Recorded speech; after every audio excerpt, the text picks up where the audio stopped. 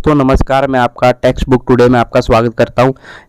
दोस्तों मैं जितेश कुमार आपके लिए आज करंट अफेयर के वेरी इंपॉर्टेंट क्वेश्चन लेके आया हूं, जो दोस्तों मैंने कल आपको नहीं कराए थे। वो कल और आज के दोनों एक दिन दोनों को मिला के मैं आज लेके आया हूं। तो दोस्तों इस तरह ये होगा कि कल का आपका करंट अफेयर जो नहीं हो पाया वो आज की डेट में आपका हो जाएगा। तो दोस्तों जो भी आज मैं करंट अफेयर लिया वेरी इंपॉर्टेंट करंट अफेयर है, तो दोस्तों आप आज देखें इस करंट अफेयर को। जो कल के जो आज के दोनों आपको मिक्सर है इसमें, ठीक है दोस्तों। आइए स्टार्ट करते हैं। दोस्तों मैं आपके लिए बहुत ज़्यादा मेहनत करता हूं, तो दोस्तों मेरे लिए लाइक और सब्सक्राइब तो बनता ही है दोस्तों। अगर आप मेरे को लाइक सब्सक्राइब करेंगे तो मुझे और ज़्यादा मोटिवेशन मिलेगा कि मेरी वीडियो कोई देखता है। और अगर आपको कोई भी क्वेरी हो तो मेरे कमेंट बॉक्स में कमेंट करें और मैं आपको हर एक कमेंट का सोल्यूशन दूंगा, ठीक है दोस्तों। तो आइए हम स्टार्ट करते हैं। पहला क्वेश्चन हम अपना आज देखते हैं। हाल ही में असम के नए मुख्यमंत्री कौन बने हैं? तो हिमांता बिस्वा शर्मा जी बने हैं। ये भी दोस्तों करंट अफेयर के हिसाब से बहुत इंपॉर्टेंट करंट अफेयर के हिसाब से बहुत इंपॉर्टेंट है, ठीक है दोस्तों। जो हाल ही बने हैं ये हिमांता बिस्वा शर्मा जी बने हैं। ये हैं वो असम के, देख पा रहे हैं ये असम के मुख्यमंत्री हैं। ये असम के बारे में थोड़ा बहुत जान लेते हैं। मुख्यमंत्री अब जानी गए हैं, हिमांता बिस्वा शर्मा है और राज्यपाल जगदीश मुखी हैं और मुख्य न्यायाधीश हैं सुधांशु धुनिया है। और फैक्ट जो है दोस्तों यहाँ का जो इम्पोर्टेंट चीज़ है, काजीरंगा राष्ट्रीय उद्यान है, ठीक है दोस्तों। और यहाँ पे जो काजीरंगा राष्ट्रीय उद्यान है वहाँ पे एक सींग वाले गेंडा पाए जाते हैं दोस्तों। ये क्वेश्चन कई जगह पूछा जाता है, ये क्वेश्चन कई जगह पूछा जाता है कि एक सींग वाले गेंडे कहाँ पाए जाते हैं। तो ये आपका असम में पाए जाते हैं। जो एक सींग वाले गेंडे पाए जाते हैं वो आपके असम में पाए जाते हैं, ठीक है। और यहाँ का जो त्यौहार है बिहू दोस्तों, कई बार पूछा जाता है कि असम का कौन सा जो त्यौहार है बहुत नामी त्यौहार है, तो बिहू त्यौहार है। ये भी आपको कई जगह पूछा जाता है। और विश्व की सबसे बड़ा महाद्वीप कौन सा? तो माजुली नदी द्वीप है। ये भी दोस्तों इंपॉर्टेंट। दोस्तों इसमें जो भी है ये पेज का आप चाहो तो इसका आप स्क्रीनशॉट ले लें, क्योंकि बहुत ज़्यादा इंपॉर्टेंट पेज है। इसके अकॉर्डिंग आपके हर एक जगह ही क्वेश्चन आते हैं। आइए दोस्तों हम अपना नेक्स्ट क्वेश्चन देखते हैं। विश्व के सबसे ऊंची चोटी माउंटेन एवरेस्ट पर 25 बार चढ़ने वाले दुनिया के पहले पर्वतारोही कौन बने हैं? तो दोस्तों इसका आंसर होगा कामिरीता शेरपा। दोस्तों ये भी करंट अफेयर का बहुत ही इंपॉर्टेंट क्वेश्चन है, क्योंकि दोस्तों मैं आपको ज़्यादा नहीं 10 से 12 क्वेश्चन कराता हूं जो आपके बहुत ज़्यादा इंपॉर्टेंट होते हैं और आपके करंट में भी आए होते हैं और करंट में भी आए हुए होते हैं और आने वाले समय में भी आपके पेपर में जरूर आएंगे, ठीक है दोस्तों। ये हैं वो, देख लीजिए जो पर्वतारोही हैं, ये हैं वो।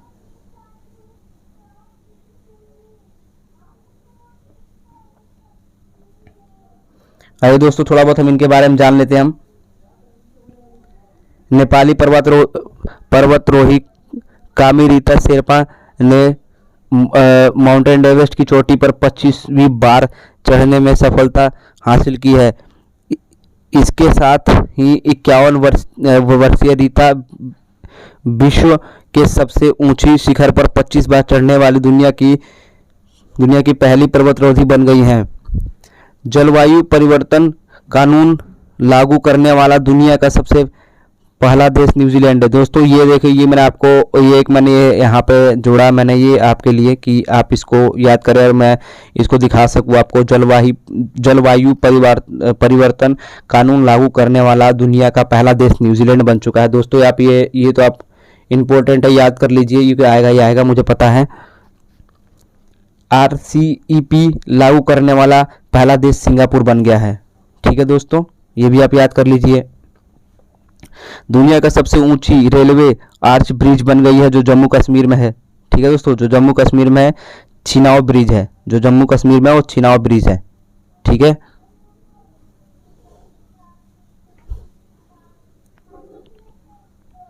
ये आप नक्शे में देख पा रहे हैं, ये नेपाल है, जो चोटी है वही यहीं पे है। आइए दोस्तों हम अपना नेक्स्ट क्वेश्चन देखते हैं। जो हमारा नेक्स्ट क्वेश्चन है, हाल ही में जारी QS विश्वविद्यालय रैंकिंग 2021 में कौन सा संस्थान शीघ्र पर चढ़ा है? तो दोस्तों इसका आंसर है जो विश्वविद्यालय का नाम है दोस्तों मैसाचुसेट्स यूनिवर्सिटी ऑफ टेक्नोलॉजी। ठीक है दोस्तों, इसके बारे में हम थोड़ा बहुत जान लेते हैं। विश्वविद्यालय रैंकिंग 2021 में शीघ्र स्थान Massachusetts university of technology America में स्थापित है। ये स्टैनफोर्ड विद्यालय अमेरिका में भी ये भी है, और हार्वर्ड विश्वविद्यालय अमेरिका में दोस्तों ये भी, और भारतीय संस्थानों के शीघ्र स्थान हासिल किया है आईआईटी बॉम्बे ने, और आईआईएससी बेंगलुरु ने, और आईआईटी दिल्ली ने। दोस्तों ये भी बड़े इंपॉर्टेंट क्वेश्चन इस पेज पे जो भी आप देख पा रहे हैं सारे के सारे इंपॉर्टेंट है, सारे के सारे इंपॉर्टेंट है। ये आ सकते हैं कि आईआईटी बॉम्बे कहाँ पे है, आईआईटी जो है ये विश्वविद्यालय कहाँ था, बॉम्बे में है। आईआईएससी कहाँ पे है, तो बेंगलुरु में है। आईआईटी कहाँ है, तो दिल्ली में है, दिल्ली में भी है। और ये नंबर होते दोस्तों 172, 185 और 193। आइए दोस्तों हम अपना नेक्स्ट क्वेश्चन देखते हैं। हम अपना हाल ही में किस देश ने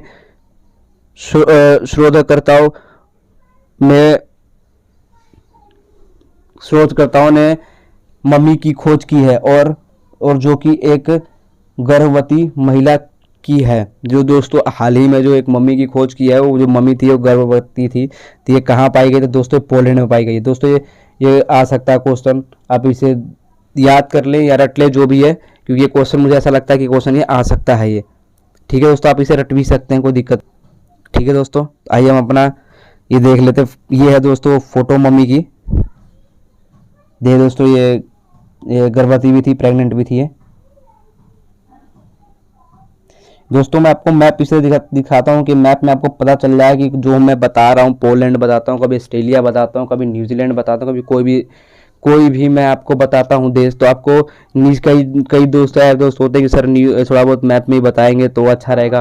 कई दोस्तों ने मेरे को कमेंट में भी किया था कि दोस्त मैप बोला था कि सर ज़रा आप मैप में बताइए, मैप में कौन सा देश कहाँ है, सर मैप की नॉलेज नहीं है। तो मैं उनके समझ के लिए मैं ये बताता हूँ कि ये दोस्त ये इसलिए उनके याद के लिए मैं ये कि उनको याद हो जाए, इसलिए मैं ये बताता हूँ मैं। आइए दोस्तों नेक्स्ट क्वेश्चन देखते हैं। हाल ही में थाने क्लिक फ्लेमिंगो अभयारण्य चर्चे में रहा ये कहाँ स्थित है? महाराष्ट्र में है। फ्लेमिंगो अभयारण्य जो है दोस्तों ये महाराष्ट्र में है। इसके बारे में थोड़ा जान लेते हैं। पर्यावरण वन और जलवायु पर्यावरण मंत्रालय ने हाल ही में थाने क्लिक फ्लेमिंगो अभयारण्य के चारों ओर 48.32 वर्ग किलोमीटर के क्षेत्र में इको सेंसिटिव जोन के रूप में अधिसूचित किया है। परिस्थितियों संवेदनशील क्षेत्र इको सेंसिटिव जोन संक्षिप्त क्षेत्रों में किया एक कफल जोन है रूप में कार्य करते हैं। कफल जोन रूप में कार्य करते हैं। ये राष्ट्रीय उद्यान वह वन्य जीव अभयारण्य के आसपास विकास के दबाव को कम करते हैं। ठीक है दोस्तों, ये है दोस्तों, ये आप देख पा रहे हैं जो है ये है। थोड़ा और बहुत जान लेते दोस्तों इसके बारे में। थाने ठीक फ्लेमिंगो अभयारण्य मालवा अभयारण्य के बाद महाराष्ट्र का दूसरा समुद्री अभयारण्य है जो थाने क्लिक के पश्चिमी तट पर स्थित है। थाने क्लिक फ्लेमिंगो अभयारण्य 12 मैंग्रोव परियोजनाओं का घर है। इसमें से पक्षियों को 167 परिजनों को 45 मछलियाँ 67 फीट और 59 तितलियों को प्रजातियां पाई जाती हैं। ये दोस्तों नक्शा है, देख पा रहे हैं आप। महाराष्ट्र का जो नक्शा है ये है, इसी में सारे हैं। देखिए दोस्तों नेक्स्ट क्वेश्चन देखते हैं। हाल ही में किस राज्य ने ग्लाइफोसेंस का प्रतिबंध लगाया है? तो ये इसका दोस्त आंसर होगा तेलंगाना। तेलंगाना ने ग्लाइफोसेंस का प्रतिबंध लगा दिया है। ठीक है, इसे भी याद कर लेंगे हम। थोड़ा इसके बारे में जान लेते हैं कि क्या होता है, कि ये भाइयों को पता नहीं होता है। तेलंगाना सरकार ने हाल ही में ग्लाइफोसेंस पर पूर्ण प्रतिबंध लगा दिया गया है। ग्लाइफोसेंस का एक विवादास्पद खरपतवार नाशक है जो आमतौर पर कपास के खेतों में खरपतवार को मारने के लिए उपयोग किया जाता है। ग्लाइफोसेंस के उपयोग पर प्रतिबंध है क्योंकि वो कैंसर कारक है। साथ ही में HTBT कपास की अवधि खेती को निर्यात करने के लिए इसे प्रतिबंध किया जा रहा है। ग्लाइफोसेंस को पौधे के पत्तों के माध्यम से अवशोषित किया जाता है। यह जड़ों द्वारा न्यूनतम अवशोषण किया जाता है। 2015 में विश्व स्वास्थ्य संगठन ने श्रेणी 2A के तहत ग्लाइफोसेट को वर्गीकृत किया है, और जो कि मानव के संवर्धन कैंसर कारक है। दोस्तों जो ग्लाइफोसेट जो दवाई है, जो खरपतवार नाशक जो है, इसके कहा जा रहा है कि इसे छिड़कने से लोगों को कैंसर हो रहा है, इसलिए इसको बैन कर दिया गया है तेलंगाना सरकार ने। ठीक है, देख लीजिए तेलंगाना सरकार, तेलंगाना का जो मैप नक्शे में दिखा रहा हूँ, तेलंगाना ये है। अगला क्वेश्चन देखते हैं। हाल ही में किस देश का ये अनियंत्रित रॉकेट का मलबा हिंद महासागर में गिरा है? तो दोस्तों इसका आंसर चीन है। दोस्तों तो हाल ही में रॉकेट लॉन्च किया था चीन ने, उसका जो मलबा गिरा है वो आपका हिंद महासागर में गिरा है। दोस्तों ये भी क्वेश्चन पूछ सकता है कि एसएससी में कि हाल ही में जो चीन ने रॉकेट लॉन्च किया था उसका मलबा कौन से महासागर में गिरा है? तो आपका हिंद महासागर होगा। चाहे ये पूछ सकता है कि हिंद महासागर में भी कौन से देश का रॉकेट का मलबा गिरा है? तो चीन होगा। ठीक है, आप इस तरह से भी आप याद कर सकते हैं, उस तरह से भी याद कर सकते हैं। थोड़ा जान लेते हैं दोस्तों चीन के बारे में। जो मलबा गिरा है वो चीन अंतरिक्ष एजेंसी का कहना है कि उसके अंतर्निहित रूप रॉकेट लॉन्च मार्ग का मलबा पृथ्वी के वायुमंडल में प्रवेश कर गया और इसके बाद मालदीव के पास हिंद महासागर में गिराएगा। दोस्तों ऐसा होता है कई बार कि अगर कोई रॉकेट लॉन्च होता है तो वो अगर पृथ्वी के उसमें अगर प्रवेश कर जाता है तो पृथ्वी गिरता है, नहीं तो वो मलबा हमारा पृथ्वी का ही चक्कर लगाता रहता है। तो वही बात बोल रहे हैं कि चीन वाले की वो मलबा पृथ्वी के अंदर प्रवेश कर गया था, इसलिए वो हमारी पृथ्वी पर आगे गिर गया। इस बीच अमेरिकी अंतर्राष्ट्रीय एजेंसी नासा ने अंतरिक्ष के मामले को लेकर चीन के गैर जिम्मेदार नामक हरकतों पर सवाल उठाया। दोस्तों ये मलबा जो गिरा है बहुत ज़्यादा घातक था। ये मलबा कहीं भी गिर सकता था, किसी को हाथाहाथ भी हो सकता था उठाने का। और इसी पे अमेरिका ने जो मामला उठाया है कि ये मतलब जवाबदेही मांगी है कि बहुत गलत किया है, चीन इसकी जिम्मेदारी लेगा। ठीक है दोस्तों, अगला देखते क्या बोल रहे हैं। चीन अंतर्राष्ट्रीय ने अपने पहले स्पेस स्टेशन को बनाने की सनक में पहले ही कई हादसे कर चुका है। दोस्तों चीन इससे पहले कई सारे स्पेस जो भेजा है उसकी सनक के कारण कई सारे मामलों में वो किसी न किसी तरह की प्रॉब्लम कर चुका और हादसे कर चुका है। ठीक है दोस्तों, 2021 में अंतर्राष्ट्रीय में लॉन्च किया गया उनका अंतरिक्ष यान हिस्सा 2018 में ही टूटकर अनियंत्रित करने के लिए दक्षिण प्रशांत महासागर में गिर गया था। 2011 में जो किया था 2018 में आके दक्षिणी प्रशांत महासागर में आगे गिर गया था। तो इस बात पे जो गुस्सा हुआ अमेरिका, वो स्पीच दे रहा था, उसको बताया था। दोस्तों ये नक्शे में आप देख पा रहे हैं, ये है चाइना। अगला क्वेश्चन देखते हैं। 2021 largest world sports awards bowler of the year का खिताब किसने जीता? तो दोस्तों इसका आंसर होगा नाओमी ओसाका। इसका आंसर है नाओमी ओसाका। नेक्स्ट देखते हैं दोस्तों, इनके बारे में जान लेते हैं थोड़ा बहुत हम नाओमी ओसाका के बारे में। 2021 लोट्स वर्ल्ड स्पोर्ट्स अवार्ड्स में जापान के टेनिस खिलाड़ी नाओमी ओसाका को स्पोर्ट्स सर्वमेंट्स ऑफ द ईयर्स नामित किया गया था। यह ओसामा के दूसरा ओरिएट स्पोर्ट्स अवार्ड के 2019 में उन्होंने बैक्यूथ ऑफ द ईयर पुरस्कार जीता है।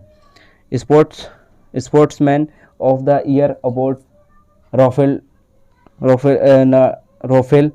नडाल को भी दिया गया दोस्तों। आइए हम अगला क्वेश्चन देखते हैं। हाल ही में किस राज्य सरकार ने पत्रकारों के लिए मुफ्त टीकाकरण अधिनियम शुरू किया था? दोस्तों इसका आंसर है दिल्ली में किया है पत्रकारों के लिए मुफ्त टीकाकरण स्टार्ट, वैक्सीन वगैरह लगाना। दिल्ली सरकार ने 1912 में बना हुआ मुख्यालय अरविंद केजरीवाल उपराज्यपाल अनिल बनर्जी फैक्ट दिल्ली यमुना नदी किनारे बसा हुआ है। देश का एक पहला केंद्र शासित प्रदेश जिसका स्वयं का उच्च न्यायालय है। भारत का पहला युद्ध स्मारक करंट, भारत का पहला प्लाज्मा बैंक। आइए दोस्तों हम अपना नेक्स्ट क्वेश्चन करते हैं। हाल ही में मैट्रिक्स ओपन महिला एकल खिताब किसने जीता? दोस्तों इसका आंसर होगा एरियाना सवेल्का। जो हाल ही में जो मेडिटेशन जो हुआ है उसका जो जीता है सेरेना विलियम्स ने जीता है। टेनिस के विश्व के 7वें नंबर पर बेलारूस में एलियाना सवेनिस्का ने विश्व की नंबर 1 टेनिस खिलाड़ी ऑस्ट्रेलिया की एकलिया वाटी को हराकर 2021 का मैड्रिड ओपन एकल खिताब जीता है। यह इस सबैलेंस का 10वां खिताब WTA एकल खिताब सीरीज का दूसरा WTA खिताब और काले कोर्ट पर खिताब बना है। आइए दोस्तों अपना नेक्स्ट क्वेश्चन देखते हैं। हाल ही में विश्व प्रवासी पक्षी दिवस कब मनाया जाता है? दोस्तों ये है 8 मई को मनाया। दोस्तों ये वेरी इंपॉर्टेंट क्वेश्चन, ये तो वेरी वेरी इंपॉर्टेंट क्वेश्चन है कि विश्व पक्षी प्रवासी दिवस कब मनाया जाता है, जिसे 8 मई को मनाया जाता है। इसके बारे में दोस्तों थोड़ा बहुत पढ़ लेते हैं हम। हर साल 9 मई को दुनिया भर यानी विश्व प्रवासी पक्षी दिवस मनाया जाता है। इस दिन को मनाया जाने वाला उद्देश्य प्रवासी पक्षियों के बारे में जागरूकता बढ़ाना है और इसके संरक्षण में के लिए राष्ट्रीय सहयोग के मामलों में बारे में जागरूक किया जाता है। दोस्तों हमें आपको बताना चाहता अगर आपको मेरे करंट अफेयर अच्छे लगे हैं तो दोस्तों मेरे चैनल को लाइक और सब्सक्राइब जरूर करें। दोस्तों मैं आपके लिए इतनी मेहनत करता हूं तो मेरे चैनल को लाइक और सब्सक्राइब करें और ऐसे ही नए नए करंट अफेयर जानने के लिए देखने के लिए आप मेरे चैनल को सब्सक्राइब करना ना भूलें। थैंक यू दोस्तों, thank you for you watching.